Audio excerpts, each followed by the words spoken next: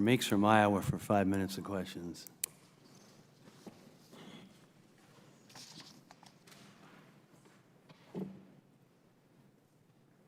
Excuse me. Thank you, Mr. Chairman. And I thank the witnesses for testifying before the Select Subcommittee today. The coronavirus pandemic changed many aspects of day-to-day life, especially when it comes to healthcare decisions. And I say this as a physician, 24-year military veteran who did healthcare both as a nurse and as a physician, and then a former director of the Iowa Department of Public Health. Most noticeably changed to me was the doctor-patient relationship. As a physician with decades of experience in delivering care to patients of all ages and in various healthcare settings, I not only recognize, but I value the fact that the medical needs of patients can rarely, if ever, be broad-brushed. Individual needs vary drastically. This can be due to allergies, comorbidities, intolerances, and other aspects of culture or things we don't even understand. And that requires a robust doctor-patient relationship. It's why I was so appalled by the multitude of COVID-19 vaccine mandates imposed by federal, state, and local governments throughout the pandemic. COVID-19 vaccine mandates completely removed the doctor from the doctor's office, from interactions with their patient, and instead empowered unelected bureaucrats to make medical decisions for millions of Americans with no regard for individual health needs. Now, to be clear, I was vaccinated. I gave vaccines in all 24 of my counties and held vaccine clinics and workplace clinics, participated in them throughout the pandemic.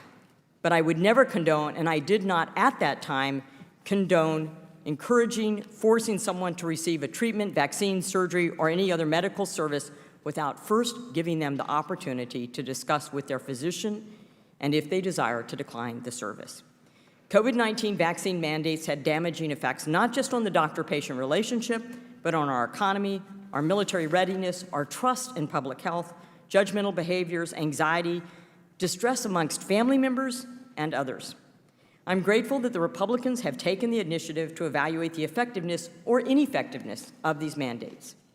Dr. Bardosh, your paper in the British medical journal Global Health discusses the unintended consequences of the COVID-19 vaccine mandates.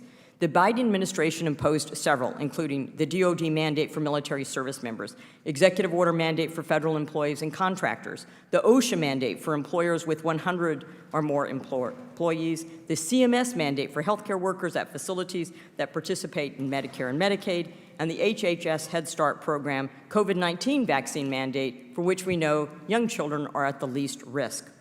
Can you highlight the ramifications of these mandates, such as no jab, no job policies, vaccine passports, and social lockdowns for the unvaccinated? That's a big question. Let me just say this.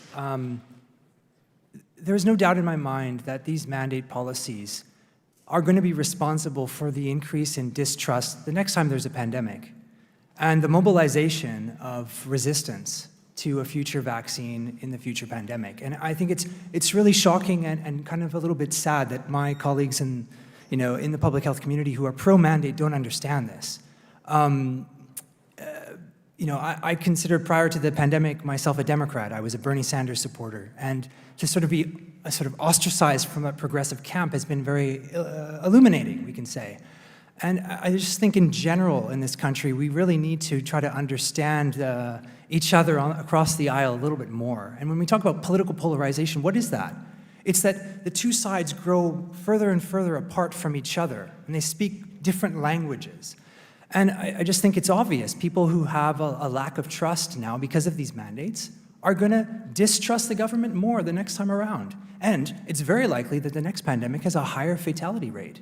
And then what are we going to do? We're going to start quarantining people, locking them up like they did in Australia or Austria, having these sort of differentiated lockdowns. If you're not vaccinated, you need to stay in this sort of quarantine camps. For how long? If COVID had a higher fatality rate, we might have started going down that road here in this country. I mean, we need to be prepared for that and think, well, what happens to civil liberties if there's a 10% death rate, a 5% death rate?